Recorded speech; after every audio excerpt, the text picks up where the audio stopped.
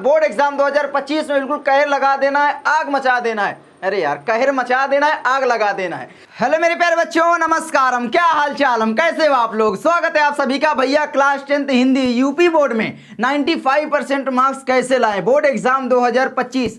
तो यहाँ पर पूरा का पूरा सिलेबस बताऊंगा और किस तरीके से आपको लाना है, किस तरीके से काम करना है, किस तरीके से पढ़ाई करना है, सारी चीजें यहाँ पर बताई जाएंगी। तो नो टेंशन, आपका विकास भैया है ना 95% दिलाएगा इस वीडियो के बाद। तो इस वीडियो को पूरा देख लेना और आप लोगों के लिए एक गिफ्ट भी है, तो भाई वीडियो में आपको मिल जाएगा। तो आप लोग देखिए यहाँ पर सबसे पहले आपको क्या क्या तैयार करना है। आप लोग जानते हो कि अब की बार बहुविकल्पी प्रश्न जो आते हैं वो 20 नंबर के आते हैं। कितने नंबर के? टोटल 20 नंबर के बहुविकल्पी प्रश्न आते हैं। 70 में 20 नंबर एमसीक्यूज आ जाते हैं, मतलब बहुत बड़ा नंबर है। तो क्या क्या तैयार करें भैया? सबसे पहले आपका आता है हिंदी गद्य का विकास जो, फिर उसके बाद आता है हिंदी पद्य का विकास यानी काव्य खंड। ठीक है, इसमें आपसे क्या क्या पूछा जाएगा? इसमें आपसे शुक्ल एवं शुक्लोत्तर युग ही पूछा जाएगा। और याद रख लेना क्या क्या पूछा जा सकता है। सबसे पहले अब की बार मैं बार बार चिल्ला रहा था कि भैया इसको तैयार करो, शुक्ल युग की समयावधि। सबसे पहले आप लोगों को समयावधि जरूर तैयार कर लेना है। क्या करना है? समय सीमा आप कह लो। ठीक है, तो समय सीमा आपको तैयार करना जरूरी है, मतलब कि जो क्वेश्चन है। और मैं टॉप 100 क्वेश्चन देता हूं, उनमें से मैक्सिमम क्वेश्चन फंस जाते हैं। अब की बार तो पूरे के पूरे फंस गए थे 2024 बोर्ड एग्जाम में, तो 2025 में भी फंसेंगे। आप लोग टेंशन बिल्कुल मत लो। आपका विकास भैया है ना, विकास भैया के साथ बने रहे ना, पूरे के पूरे नंबर दिलाऊंगा। ठीक है, यहाँ पर आपका सबसे पहले क्या आता है? समय सीमा। समय सीमा पूछी जाएगी। 5 नंबर के क्वेश्चन यहाँ पर आएंगे ना टोटल, तो भाई समय सीमा पूछी जाएंगी। उसके बाद आपसे लेखक पूछे जाते हैं, भैया कौन सी विधा है, क्या लेखक हैं, तो लेखक हो जाता है। और यहाँ पर उसी लेखक की क्या है? रचना पूछी जाएगी कि भैया मान लो जयशंकर प्रसाद की कौन सी रचना है, इस तरीके से दे देगा तो रचना पूछी जाएगी। उसके बाद उसी रचना की क्या है? विधा पूछी जाएगी। तो इतने सारे क्वेश्चन आते हैं और टोटल 5 नंबर के आते हैं। तो मैं सारी की सारी चीज़ें क्लियर करवा दूंगा, टेंशन मत लो। वीडियोस आएंगी, बस बने रहना इस चैनल के साथ। और हाँ, अपने दोस्तों के पास शेयर कर दो।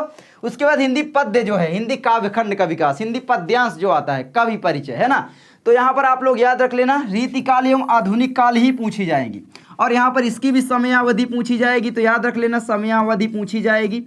और यहाँ पर आप लोग यहाँ पर क्या? रचना पूछी जाएगी। और यहाँ पर उस रचना के जो कवि हैं वो पूछे जा सकते हैं कि भाई मान लो साकेत किस विधा की रचना, ये नहीं पूछेगा साकेत किसकी रचना है, क्योंकि इसमें विधा नहीं होती है, ये तो काव्य ही है। इसमें बहुत सारी विधा होती है, कहानी, नाटक, उपन्यास है ना, एकांकी, बहुत सारी होती हैं। तो इतना क्लियर कर लेना। ये टोटल आपको 10 अंक दे के जाएंगे। 5 नंबर इसमें आपको मिलेगा, यानी 5 × 1, यानी 5 नंबर कुल मिलाकर इसमें मिल जाएगा। 5 क्वेश्चन पूछे जाएंगे, 5 नंबर आपका इधर मिल जाएगा, 5 × 1। ठीक है, एक एक नंबर के बहुविकल्पी प्रश्न होंगे। उसके बाद आपको तैयार करना है फिर से बहुविकल्पी प्रश्न। 10 नंबर मिल गए। अब 10 नंबर के बहुविकल्पी प्रश्न में क्या पूछा जाएगा? सबसे पहले रस। रस में आपका हास्य रस पूछा जाएगा। ठीक है, हास्य रस। और यहाँ पर क्या है? करुण रस। 2 रस ही पूछे जाएंगे, तो आप लोग याद रखना हास्य रस, करुण रस पूछे जाएंगे। छंद में आपसे क्या पूछा जाएगा? याद रख लेना। तो छंद में आपका है ना रस, छंद, अलंकार। तो छंद में आपका दोहा तो नहीं पूछा जाता, क्या पूछा जाता है? सोठा छंद पूछा जाता है। सोठा छंद और रोला छंद पूछा जाता है, बस। ठीक है, इसकी परिभाषा क्लियर कर लेना है आप लोगों को, लक्षण वगैरह। और मैं सारी चीज़ें बताऊंगा, टेंशन मतलब मैं यहाँ पर बता रहा हूँ सिलेबस आपको। अलंकार में क्या पूछा जाएगा? तो उपमा अलंकार पूछा जाता है, उपमा, रूपक है ना, और यहाँ पर उत्प्रेक्षा, उत्प्रेक्षा, बस यही अलंकार पूछे जाते हैं, 3 अलंकार। उसके बाद यहाँ पर इसमें एक एक नंबर के होंगे, ध्यान रखना। ये भी 1 नंबर का, 1 नंबर का, ये भी 1 नंबर का, ये भी, इन्हीं में क्वेश्चन बनेंगे। मैं टॉप 100 क्वेश्चन आपको देता हूँ एग्जाम के पहले, और साल भर अभी पढ़ाई करना है यार, अभी बहुत सारा टाइम है। अभी आप लोग हिंदी में 100 में 100 फोड़ोगे। पिछली बार यार 2024 बोर्ड एग्जाम में मैंने बताया था 100 में 100 बहुत सारे बच्चे फोड़े थे, 99% बहुत सारे बच्चे लाए थे। तो आप भी उनमें से हो सकते हो, तो बने रहना मेरे साथ। उसके बाद हिंदी व्याकरण, इसमें क्या क्या होगा? हिंदी व्याकरण में शब्द रचना के तत्व जो होते हैं, उसमें आपसे उपसर्ग पूछेगा। ठीक है, कौन सा उपसर्ग? ये तो आप जानते हो, उपसर्ग, समास और तद्भव, तत्सम या पर्यायवाची। ये देखो 1 नंबर का उपसर्ग पूछेगा, ये तो क्लियर है। ठीक है, और 1 नंबर का ही समास पूछेगा। ठीक है, तो समास 1 नंबर का हो गया। कौन कौन से समास यहाँ पर आते हैं आप लोग देख लेना है ना। कर्मधारय, बहुव्रीहि हो गया, द्वंद्व, द्विगु है ना, ये 4 हो गए। तो ये आते हैं। तत्पुरुष वगैरह नहीं पूछेगा, बहुत टेंशन मत लो। ठीक है, द्वंद्व, द्विगु, कर्मधारय, बहुव्रीहि है, याद रख लेना बस। तद्भव, तत्सम या पर्यायवाची मैंने क्यों लिखा? क्योंकि इसमें 1 नंबर का जो क्वेश्चन आएगा वो भैया यहाँ पर आप लोग याद रख लेना, तद्भव तत्सम आएगा या तो फिर पर्यायवाची आएगा, दोनों नहीं आएंगे। और यहाँ पर मैंने देखा है भाई, देखो ये यूपी बोर्ड है, मैं सबसे पहले बता दूं, कुछ भी फिक्स नहीं होता, कुछ कहीं का भी दे देता है, कहीं कहीं पर छोटी छोटी चीज़ें।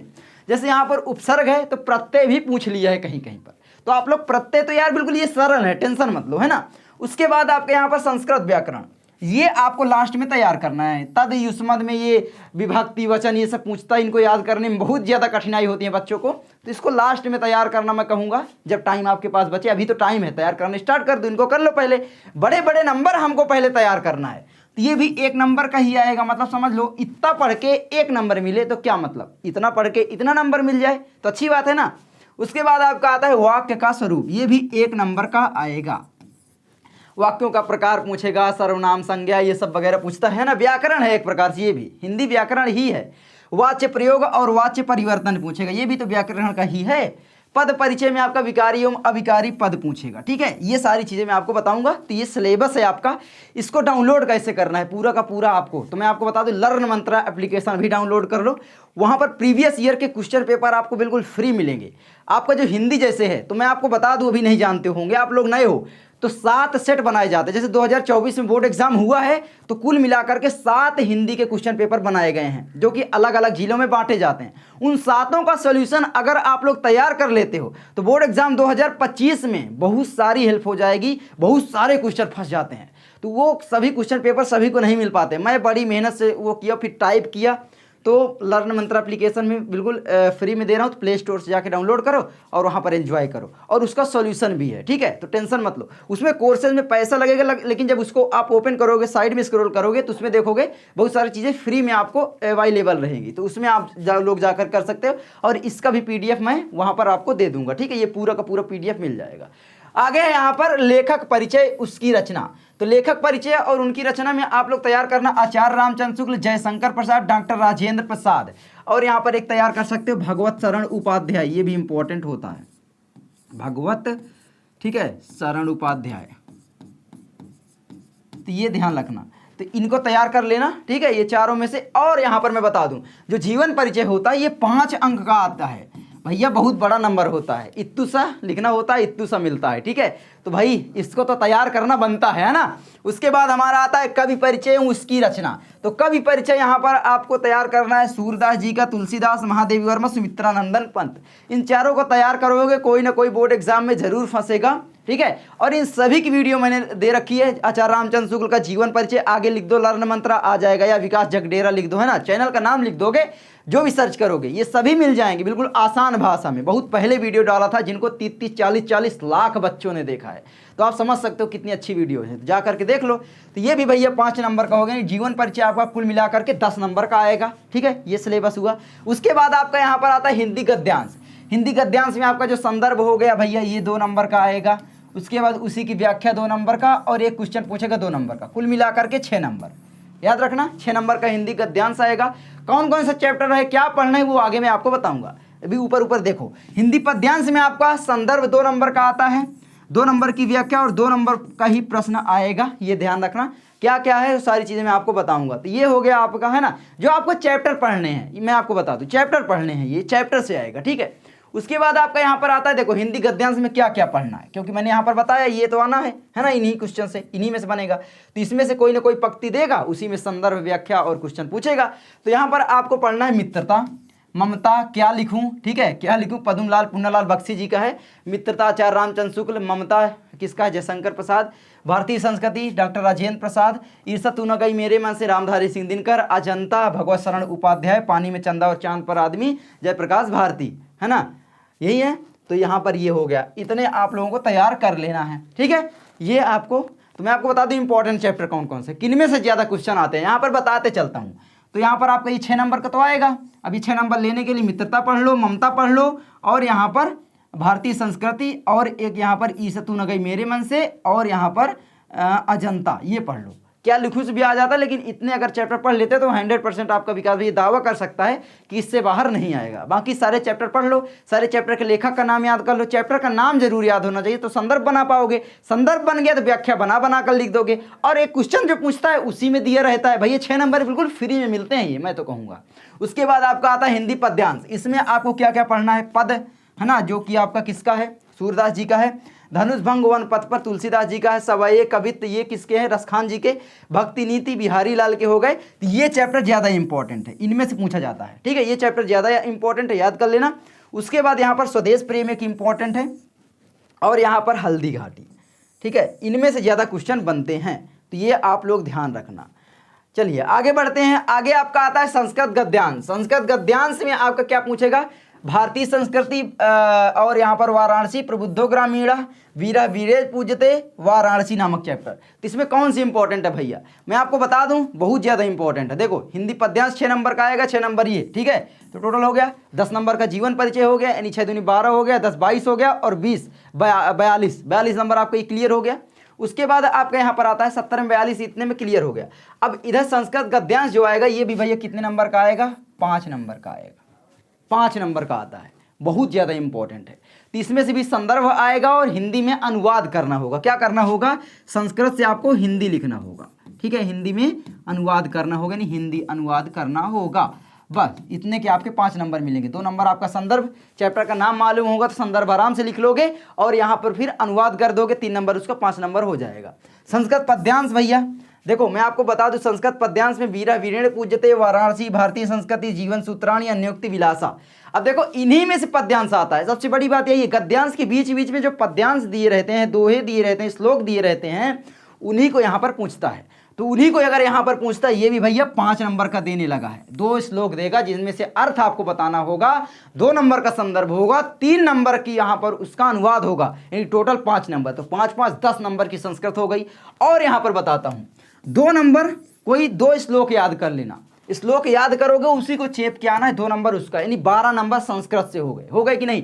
संस्कृत से बहुत सारे क्वेश्चन पूछे जा रहे हैं। और बताऊं अभी 2 नंबर ही इसी के प्रश्न उत्तर दोगे तो मिलेगा, अभी आगे बताता हूं, ठीक है। तो ये ध्यान रखना। उसके बाद आपको निबंध बताना है भैया। निबंध में आपका, ठीक है, तो यहाँ पर याद रख लोगे, श्लोक आपको 2 ठो याद कर लेना कोई ना कोई, और यहाँ पर इसी के प्रश्न उत्तर याद करना है, ठीक है। तो वो भी 2 नंबर का मिलेगा, यानी टोटल क्या हो गया? 10 2 12 2 14 नंबर। 14 नंबर की संस्कृत हो गई, बिल्कुल फिक्स नंबर हो गए, मैंने बताते दिया।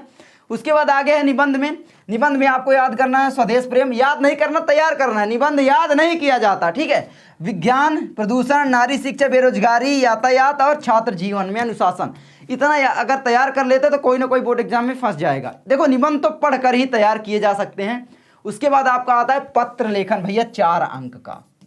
निबंध कितने नंबर का आता है भैया? निबंध आपका अब की बार आने लगा है 7 नंबर का, पहले ये 9 नंबर का आता था, ठीक है। तो ये 7 नंबर का हो गया है, तो ये ध्यान रखना। उसके बाद पत्र लेखन 4 नंबर, टोटल अगर आज जोड़ा जाए तो यहाँ पर आपका 70 नंबर हो जाता है। मुझे एक चीज़ में कन्फ्यूजन थोड़ा सा हो रही है, ठीक है। निबंध 7 नंबर का होता है या 9 नंबर का, आप लोग कमेंट करके बताना। इतना तो आप बता सकते हो ना अपने विकास भैया को। तो ये इसका पीडीएफ आप डाउनलोड करना चाहते हैं तो लर्न मंत्र एप्लीकेशन प्ले स्टोर से डाउनलोड करो, बिल्कुल फ्री में इसका पीडीएफ मिल जाएगा। और प्रीवियस ईयर क्वेश्चन पेपर चाहते हो तो भैया बिल्कुल सरल दे रहा हूँ। देखो मैं आपको बता दूँ कितने क्वेश्चन पेपर आपको मिलेंगे। टोटल आपको 84 मिलेंगे, जिसका आपको सॉल्यूशन भी मिलेगा। तो 84 क्वेश्चन पेपर अगर आप लोग देखोगे, इसकी प्राइस अगर आप एक क्वेश्चन पेपर की 10 रुपीज़ भी मानोगे तो टोटल कितने हो रहे हैं भैया? 840 रुपये हो रहे हैं। कितने हो रहे हैं? 840 रुपये हो रहे हैं। लेकिन मैं 50% डिस्काउंट के साथ यहाँ पर ओनली 5 रुपीज़ लगा रहा हूँ, क्योंकि इसको टाइप भी करना पड़ता है, जुगाड़ करना पड़ता है, खरीदना पड़ता है, फिर वहाँ पर आपको देना पड़ता है। तो क्वेश्चन पेपर अगर आप चाहते हो, बहुत सारे क्वेश्चन पेपर फ्री में दे रहा हूँ। अगर आप अपने विकास भैया की हेल्प करना चाहते हो, अपनी हेल्प करना चाहते हो, क्योंकि भाई देखो एट द एंड थोड़ा सा प्राइस में तो बनता है। तो यहाँ पर 5 रुपीज़ में पड़ेगा, तो यहाँ पर लगभग कितने में मैं और बहुत सस्ता कर दूंगा, टेंशन मत लो, ठीक है। आप जाओगे तो देखोगे इसमें एकदम सस्ता 1 रुपये में पड़ेगा आपको लगभग। तो 199 ऐसे करके मैं प्राइस रख दूंगा, आप टेंशन मत लो, तो वहाँ पर आपको मिल जाएगा। तो जा करके एप्लीकेशन से आप लोग बहुत सारा क्वेश्चन पेपर का एंजॉय लो, उसमें से तैयारी करो, बोर्ड एग्जाम में बिल्कुल फोड़ के आओ। 84 क्वेश्चन पेपर क्यों होंगे मैं वो भी बता दूं। तो देखो 7 सेट एक विषय का होता है। 2023 का सिलेबस के अनुसार मैंने टाइप किया है। सोचो जो उसमें हटाया गया है मैंने हटा दिया है, ताकि आप अपना टाइम बर्बाद ना करो। तो सिलेबस के अनुसार मैंने टाइप किया है। तो 7 क्वेश्चन पेपर वो हो गया, 7 वो 14, एक विषय के 14 क्वेश्चन पेपर हो गए, यानी 6 विषय हैं, तो 84 क्वेश्चन पेपर आपको यहाँ पर प्रोवाइड किए जा रहे हैं। उसके बाद सेट पेपर भी मैं अपने से सेट करके दे रहा हूँ, जो कि बोर्ड एग्जाम के लिए बहुत ज़्यादा हेल्प है। तो यानी टोटल कुल मिलाकर 100 क्वेश्चन पेपर आपको बिल्कुल सिलेबस के अनुसार टाइप्ड मिलेंगे। तो आप सोच सकते हो बहुत ही कम प्राइस में मैं दे रहा हूँ। इतनी कम प्राइस में कोई नहीं देगा, ये मैं गारंटी लेता हूँ। क्योंकि आपका विकास भैया हमेशा से प्रमोट करता है फ्री एजुकेशन। अब फ्री नहीं हो सकता तो कम प्राइस में हो, है ना। देखो आप कहोगे फ्री, मुझे भाई बहुत सारा काम करना पड़ता है, पीसी लेने पड़ते हैं, डिजिटल बोर्ड लेना पड़ता है, उसके लिए थोड़ा बहुत तो फिर गुरु दक्षिणा बनती है ना। चलो कोई बात नहीं, तो इसमें कर लेना, सॉल्यूशन भी ले लेना। तो जा करके एप्लीकेशन जरूर डाउनलोड करना, उसमें आपको ये सारा PDF मिल जाएगा। एक बार आप अपने सिलेबस को देख लिया करना, ठीक है। चलो मैं मिलता हूँ आपसे किसी नेक्स्ट वीडियो में, तब तक के लिए दोस्तों नमस्कारम, जय हिंद, जय भारत।